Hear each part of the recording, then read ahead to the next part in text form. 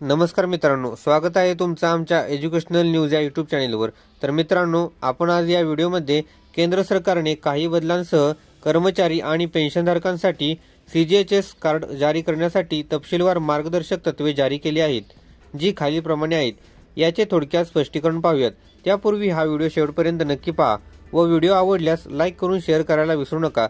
तसेच आमच्या चॅनेलवर नवीन असाल तर सबस्क्राइब नक्की करा। चला तर मग व्हिडिओला सुरुवात करूयात। तर मित्रांनो, यामध्ये सुरुवातीला कर्मचाऱ्यांसाठी बातमी पाहूयात। तर यामध्ये अर्ज प्रक्रिया, यामध्ये ऑनलाईन अर्ज सेवा देणाऱ्या कर्मचाऱ्यांना नवीन सीजीएचएस कार्डसाठी ऑनलाईन www.cghs.nic.in अर्ज करणे बंधनकारक असेल। अर्ज केल्यानंतर तुम्हाला एक संदर्भ क्रमांक मिळेल, जो भविष्यातील संदर्भासाठी वापरता येईल। प्रिंटआउट आणि हार्ड कॉपी सबमिशन, ऑनलाईन अर्ज केल्यानंतर त्याची प्रिंटआउट घ्या आणि तुमची स्वाक्षरी आणि छायाचित्र चिकटवा। कर्मचाऱ्यांनी हे प्रिंटआउट त्यांच्या सध्याच्या विभागात जमा करावे, तेथून ते सीजीएचएस कार्यालयात पाठवले जाईल। प्रत वितरण, अर्जाची एक प्रत संबंधित शहराच्या अतिरिक्त संचालकांकडे आणि दुसरी प्रत तुमच्या विभागाकडे ठेवली जाईल।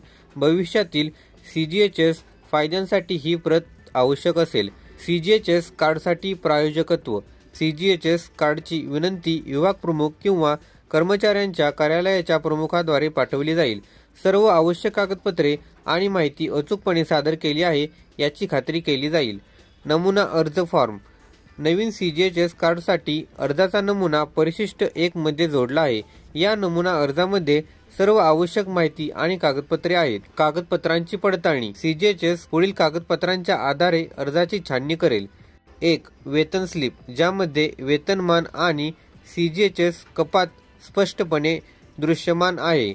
2. ओळख आणि पत्त्याचा पुरावा, ओळख आणि पत्त्याचा पुरावा म्हणून आरबीआयच्या मार्गदर्शक तत्वांनुसार आधार कार्ड, पॅन कार्ड किंवा इतर कोणतेही वैध दस्तऐवज।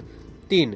अपंगत्व प्रमाणपत्र, आश्रित व्यक्ती अपंग असल्यास त्याचे प्रमाणपत्र। 4. स्वतःची आणि आश्रित कुटुंबातील सदस्यांची वैयक्तिक छायाचित्रे। यानंतर निवृत्ती वेतनधारकांसाठी बातमी पाहूयात। यामध्ये पात्रता, पेन्शन काढणाऱ्या सेवानिवृत्त कर्मचाऱ्यांना आणि त्यांच्या आश्रित कुटुंबातील सदस्यांना सीजीएचएस कार्ड जारी केले जाईल, जोपर्यंत ते निश्चित वैद्यकीय भत्ता काढत नाहीत। पर्याय, निवृत्त कर्मचारी देखील केवळ एफएमए सह पूर्ण सदस्यता शुल्क भरून आयपीडी कार्ड निवडू शकतात। हे कार्ड कॅशलेस इनडोअर उपचारांसाठी वैध असेल, फक्त सीजीएचएस वर सूचीबद्ध केलेल्या रुग्णालयांमध्ये। अर्ज प्रक्रिया, सेवानिवृत्त कर्मचारी नवीन पेन्शनर सीजीएचएस कार्डसाठी अर्ज संबंधित शहरातील अतिरिक्त संचालकांकडे सादर करू शकतात। अर्जासोबत सर्व आवश्यक कागदपत्रे आणि पेमेंटची पावती जोडणे गरजेचे आहे। पेमेंट आणि कागदपत्रे, अर्जासोबत 12 महिने वार्षिक सबस्क्रिप्शन किंवा 120 महिन्यांचे आजीवन सबस्क्रिप्शन भरत कोशावर भरावे लागेल। पेमेंट चालान देखील जोडावे लागेल। कागदपत्रांची पडताळणी, सीजीएचएस पुढील कागदपत्रांच्या आधारे अर्जाची छाननी करेल। 1. पीपीओ, स्वतः प्रमाणित पीपीओ किंवा अस्थायी पीपीओ किंवा शेवटचे वेतन प्रमाणपत्र। 2. ओळख किंवा पत्त्याचा पुरावा, आधार कार्ड, आयडी किंवा पॅन कार्ड किंवा आरबीआयच्या मार्गदर्शक तत्वांनुसार कोणतेही वैध दस्तऐवज। 3. अपंगत्व प्रमाणपत्र, अवलंबितांचे अपंगत्व प्रमाणपत्र लागू असल्यास। 4. फोटो, स्वतःची आणि आश्रित कुटुंबातील सदस्यांची वैयक्तिक छायाचित्रे। सीजीएचएस सदस्यत्वाचे भारत कोष चलन। 6. एफएमएचा पुरावा, एफएमएचा वापर किंवा न वापरल्याचा पुरावा। इलेक्ट्रॉनिक सीजीएचएस कार्ड, एकदा सीजीएचएस कार्डची पडताळणी झाल्यानंतर लाभार्थी सीजीएचएस वेबसाईट, माय सीजीएचएस ॲप किंवा डिजिलॉकर ॲपद्वारे electronic form CGHS card access करू शकतात। इलेक्ट्रॉनिक सीजीएचएस कार्ड आणि सीजीएचएस प्लास्टिक कार्ड सारखेच फायदे प्रदान करेल। सीजीएचएस वेबसाईटवर लाभार्थी लॉगिन पर्यायाद्वारे सीजीएचएस कार्डची सत्यता तपासली जाऊ शकते। Plastic CGHS card, form AA किंवा BB सह सीजीएचएस कार्ड नष्ट, नूतनीकरण किंवा हरवल्यास नवीन सीजीएचएस कार्डसाठी अर्ज ₹100 चे भारत कोष चलन संबंधित अतिरिक्त संचालकांकडे जमा करा। डिजिटल सीजीएचएस कार्डच्या वापरासह प्रोत्साहन देण्यासाठी नवीन कार्डचे नूतनीकरण किंवा पुन्हा जारी करण्यासाठी कोणतेही शुल्क आकारले जाणार नाही।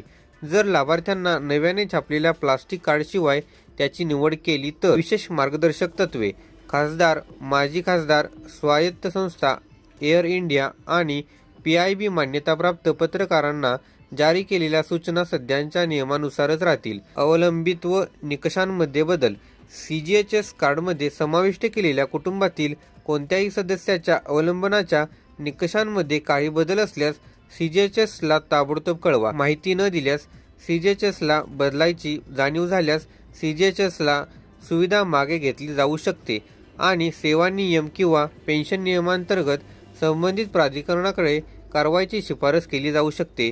ही मार्गदर्शक तत्वे सक्षम अधिकाऱ्यांच्या मान्यतेने जारी करण्यात आली आहेत आणि जारी केल्याच्या तारखेपासून 1 महिन्यानंतर लागू होतील। पेन्शनधारकांसाठी CGHS चे भविष्यातील पोर्टल आणि सेवा देणाऱ्या कर्मचाऱ्यांसाठी EHRMS सह एकीकरण विचाराधीन आहे, त्यामुळे होणाऱ्या प्रक्रियेतील बदलांची वेळोवेळी माहिती दिली जाईल। तर मित्रांनो, हीच माहिती आपल्याला या व्हिडिओच्या माध्यमातून द्यायची होती।